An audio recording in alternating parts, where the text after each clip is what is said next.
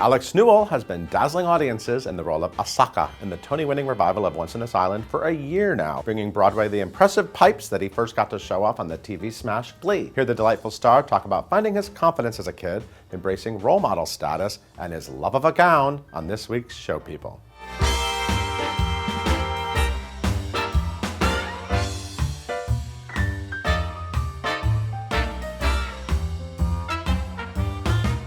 Alex, so happy you're here. Thanks for having me. I've been wanting to have you here for a while. You've been slaying on Broadway for almost a year now. It's been more than a year, honestly, in my mind. My body feels like I've been doing this for a decade. Does it really? Yeah, my hips are broken, my Achilles is gone, my neck, I don't even know if it exists anymore, and my cords have been tired since birth, so whatever. Well, I've never heard somebody go see Once in This Island and say, well, Alex Newell wasn't very good tonight. Really? Because my stage door does sometimes. The children are very honest these days. The children are very transparent and to your face. Well, because they think that they're being they're connecting with yes, you. They're like, yes. I could tell that you were Mark. I go to Carnegie Mellon and I'm telling you this.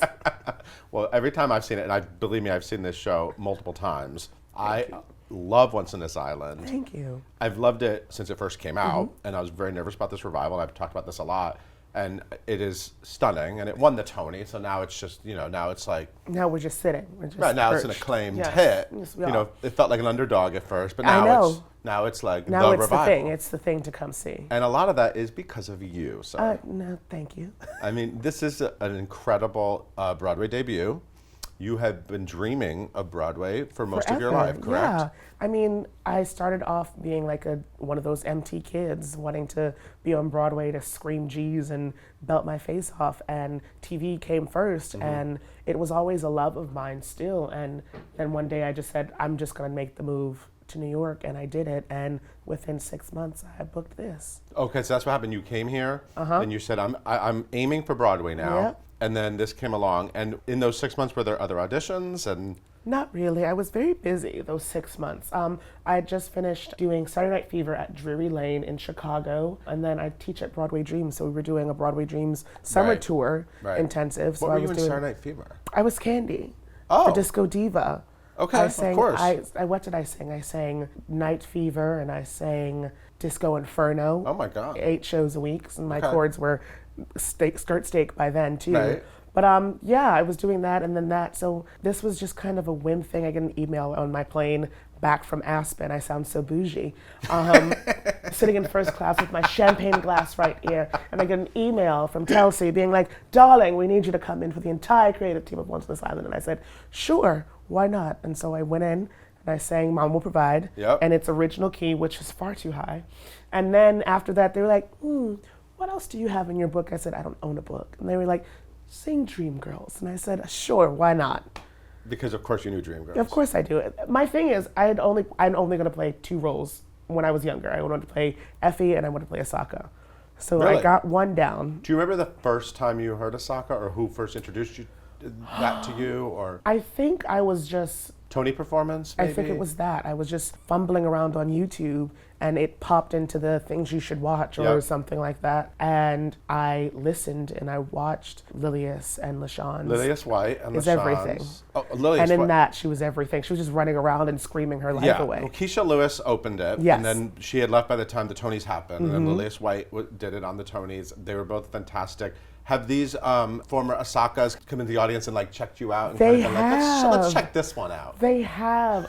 They've been nothing but gracious as well. They're so kind. I remember being walking up the street, and Keisha was coming from Children of Lesser God. She had just finished, and she just kept talking and praised and gave me some words of encouragement. And Lilius screamed after me because she came and it was in the dead of winter when we first opened, and she said, "Wrap that throat up." And I said, "Huh?" She said, "Wrap that throat up." And I said, "Okay, let me just put this scarf on extra tight real fast." Oh, she saw that you were not properly dressed for the weather. Yes, she said, you're adorn your scarf, please, darling. I want you to be warm for tomorrow's performance. Well, that's what I love about Broadway. I love the legacy of these roles. It's really special. Yeah, it's like a really you get to meet the people that you are fanned over forever, and then they appreciate you with your work as well. So it's always like a give and take. Living in the Asaka world for a year, and the world of Once in This Island, and Circle in the Square, and the goats and the water and the fire and that cast and all of that. How are you doing? Because now you're really settled into it. I'm good. We're all really, really good. We're on our third company where everyone's gone, new people have come in. Yeah. There's nothing more of just a sense of community on this show. Like, it's such community. Like, Yeah. we love each other. Like, all of us went to go sing King Kong last night, and we went out after. We have this great bar across the street that we all just go to. Like, one night, none of us talked about going, none of us wanted to go, but I showed up, and then 3 other people showed up, and then next thing I know, there's the entire company in front of me, and I'm just like, what is this? We didn't even plan to do this. It's just after a giant 8-show week, we're just like, we all must decompress. What do you think makes that cast and so special, and the connections? Is it being in a cast with so many performers of color? Is it just the beauty of that show? And you're telling this beautiful story every night. What do you think makes that group special? I think it's everything. I think it is that we are of all, our cast Entire of cast, color. right.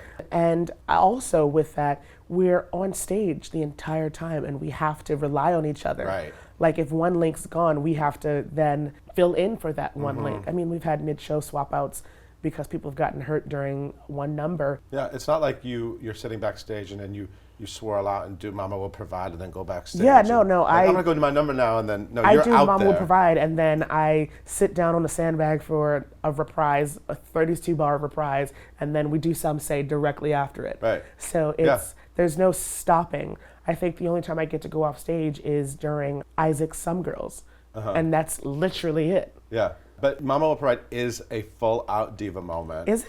And you really? seem to be living beautifully in that. These are the moments that you kind of cherish, Yeah. correct? I mean, that you get to have these moments on stage. Asaka's just so fun. You get to be so open and unabashed, and you can be so honest with what you're saying and what you're doing, and anything that you think of can come up and come out.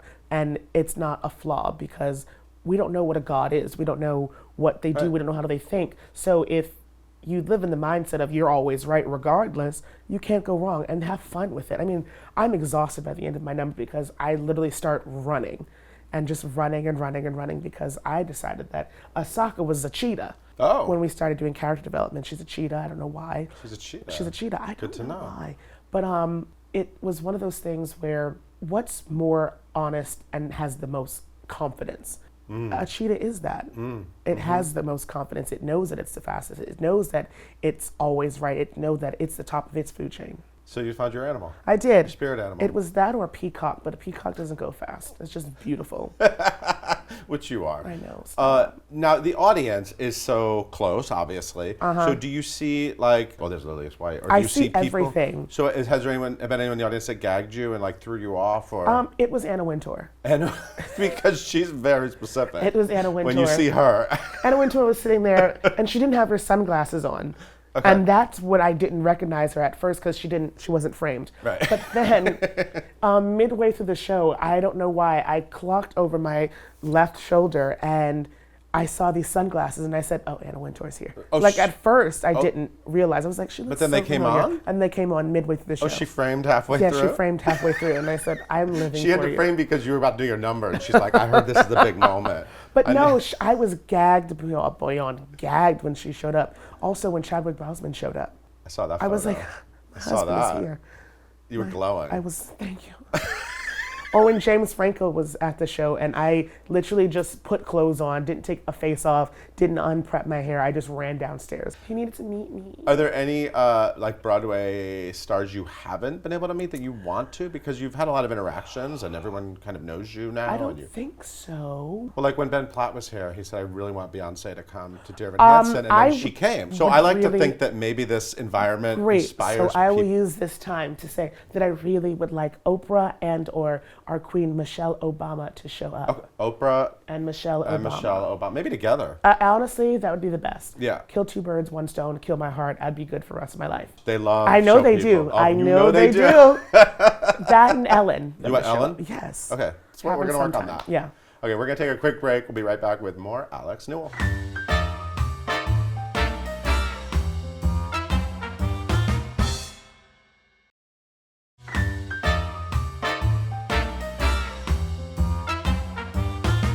We are back with the fabulous Alex Newell Tink. of Once on This Island.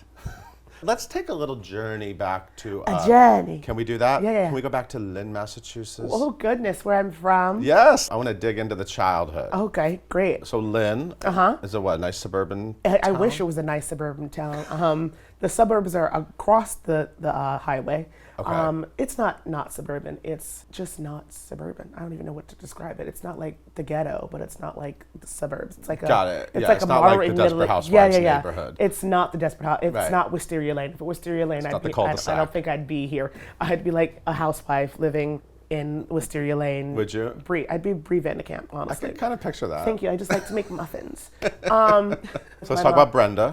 Brenda, your my mom. mother, and my father, Eugene, who I'm named after, Alex Eugene Newell. Oh, okay.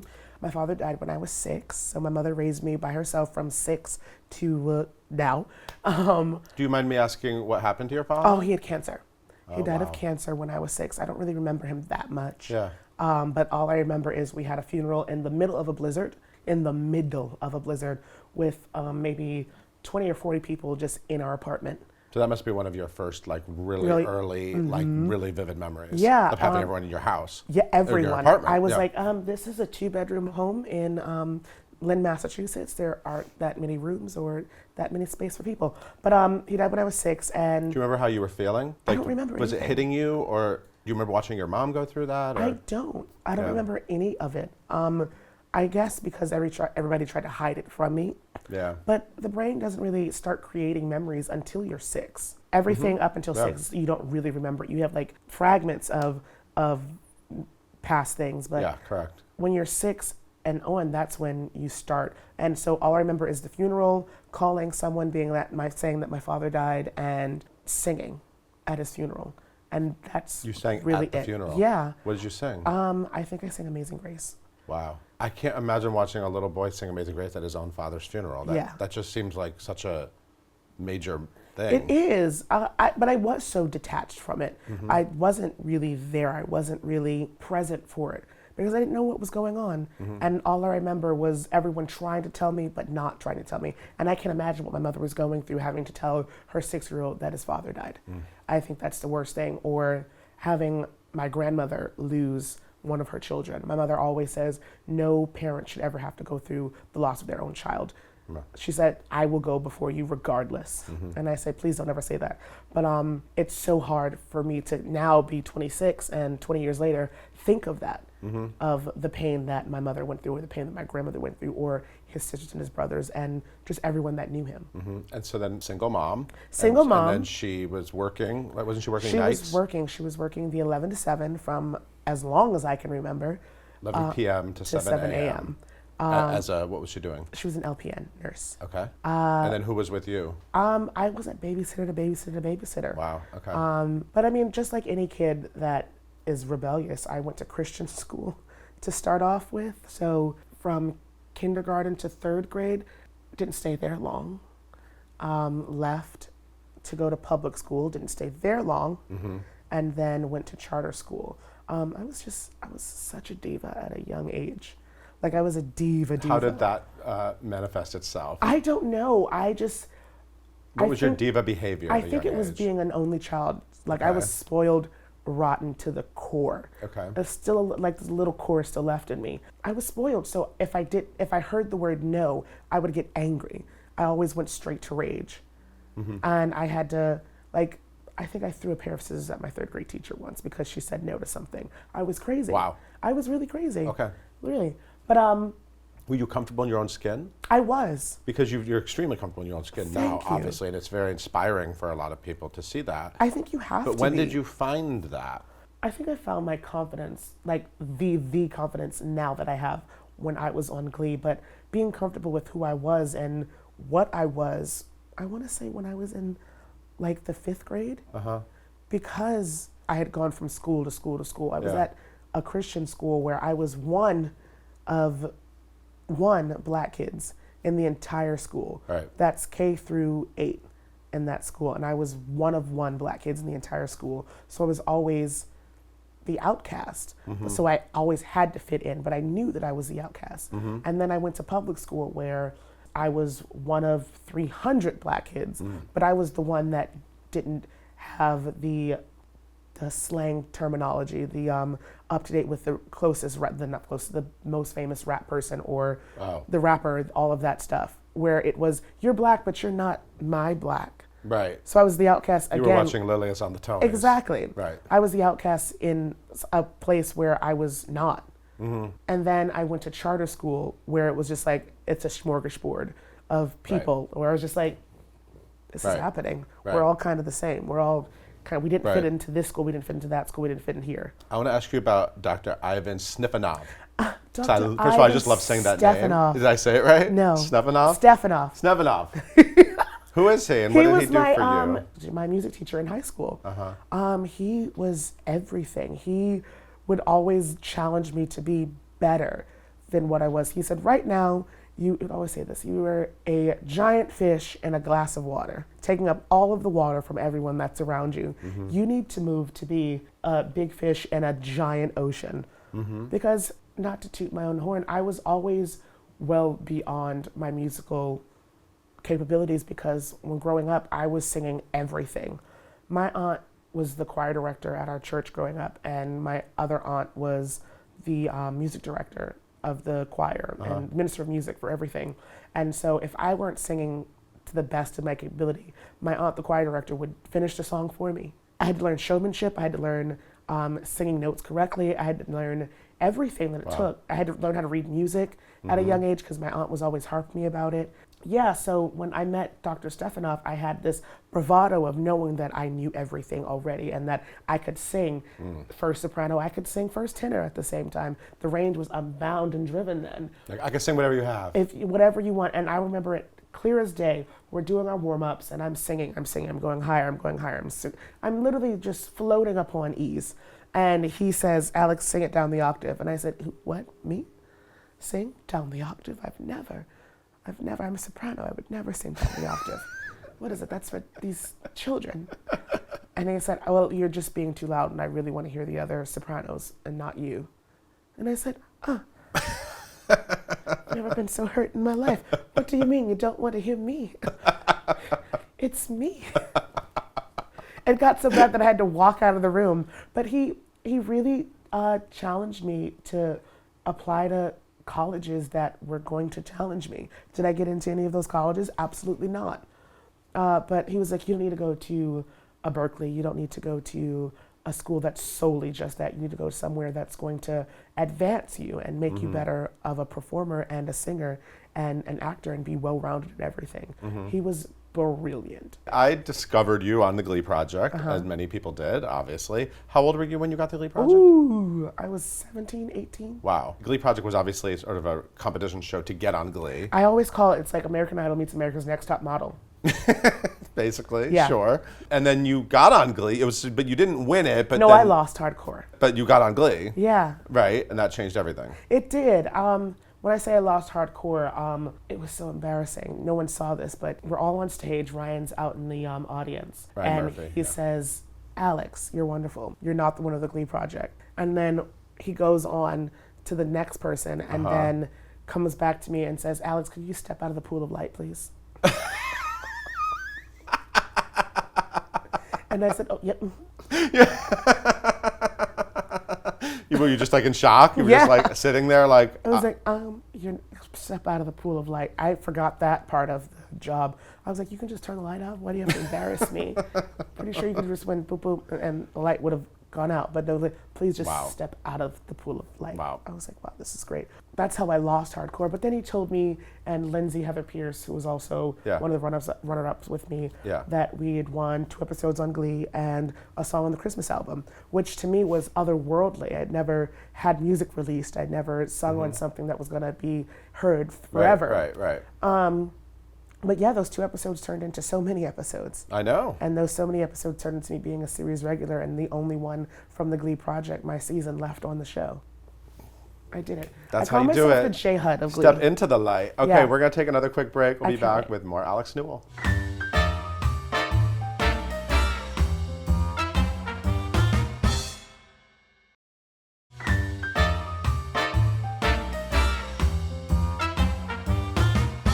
We are back with Alex Newell of What's in This Island, or you may Wade Unique Adams. Oh, yes. That's how many people first That's my knew you. full TV government. Or just Unique. People just Yeah. to say Unique. They still say Unique. Yeah. They don't know my name. So this was your character on Glee. The first transgendered teen in a high school setting on American television. Is that the actual? Yes. but that's I have to major. think about it.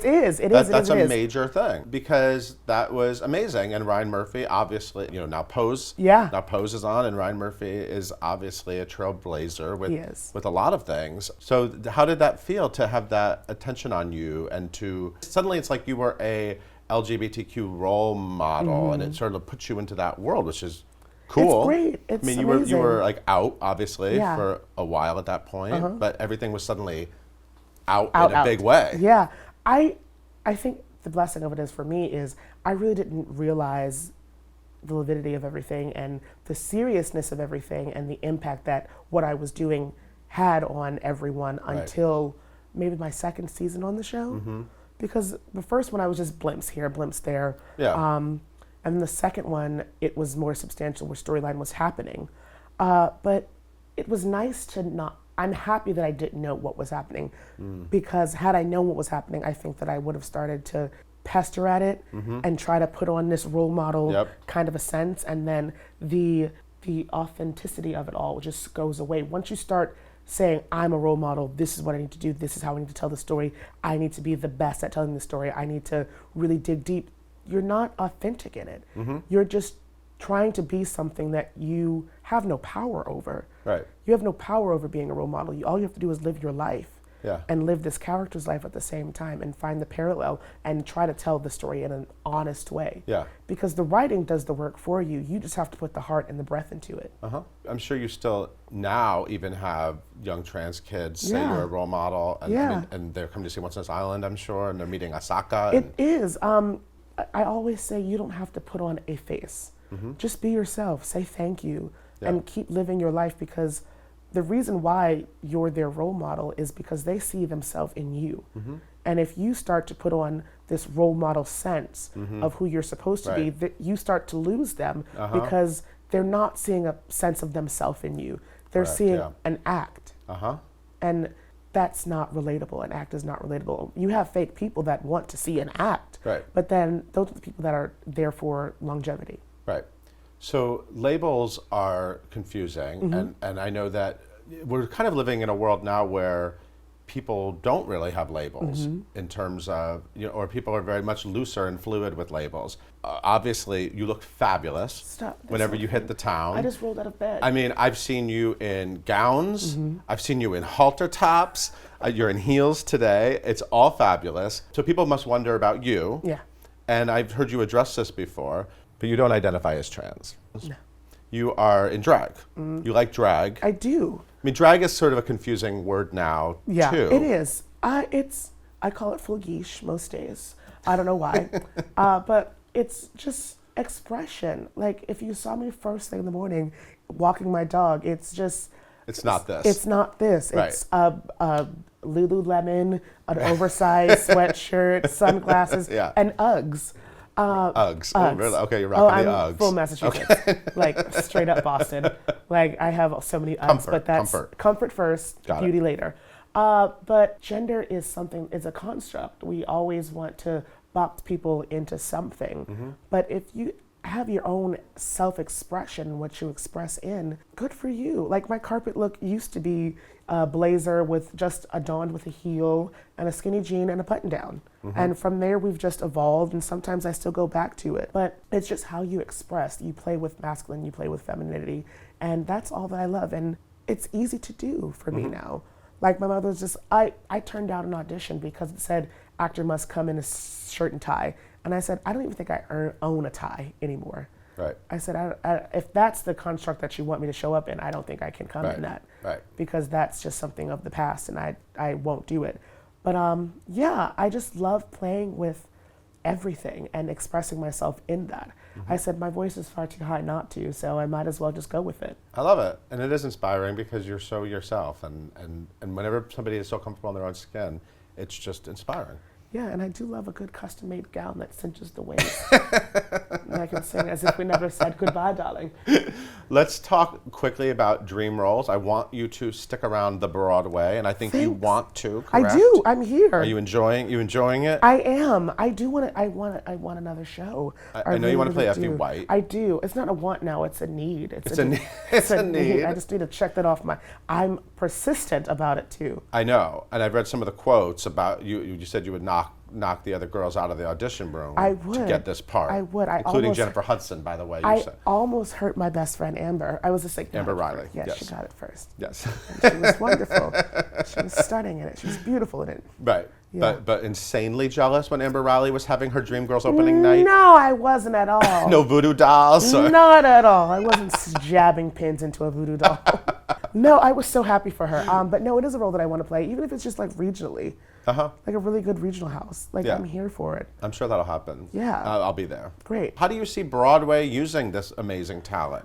Because you are, and Michael Arden, your director of Once Upon a Island, found a fantastic way to sort of give you a platform to show off your talents. Yeah. But now it's kind of like, now I want more. And I want, what do you think Broadway should do with Alex Newell? I really, Lin-Manuel Miranda, if you're listening, I really want to be in Hamilton. For just a solid 6-week limited engagement. Playing who in Hamilton? Any of the sisters. Any of them? Actually, I really want Aunt Peggy. Oh. Peggy Mariah. I love it. That's a dream. It's so good. I'm into that. I am too. I just want to wear a red gown and just screw my face off for a little blip of a section. Have we met Lin-Manuel Miranda? He came to the show. Okay. Love him. Did you tell him your Aunt Peggy dream? No, I didn't. Now he knows. Now he knows because I know he loves show people as well. But no, I do want to do that. There's so many things. I want to play Carlotta in Phantom. I just saw it. I'm into that. And I'm into that. When they throw the fur on Carlotta and she storms off, I've said, I've done that so many times. You're like, I know this character. I know this so I know well. her. I feel like I've lived her. Just so hurts.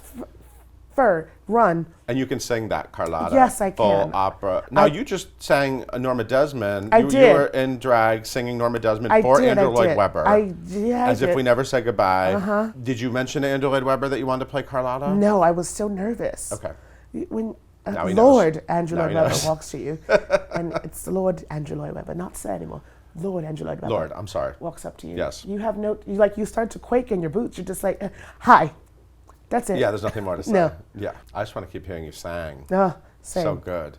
Same. It's so good. Thank you. Thank you so much for being here. Always. It's been so thrilling having you on Broadway, so stick around. Yeah, everyone, if you haven't seen Once on This Island, mosey on out there. Really, what's wrong with you? Because I've said it on camera about 84 times that you need to go see Once on This Island. I need a it's montage one of Broadway's best. And so is Alex Newell. Thank you. Thank you for being here. Thank you for watching. We'll see you next time.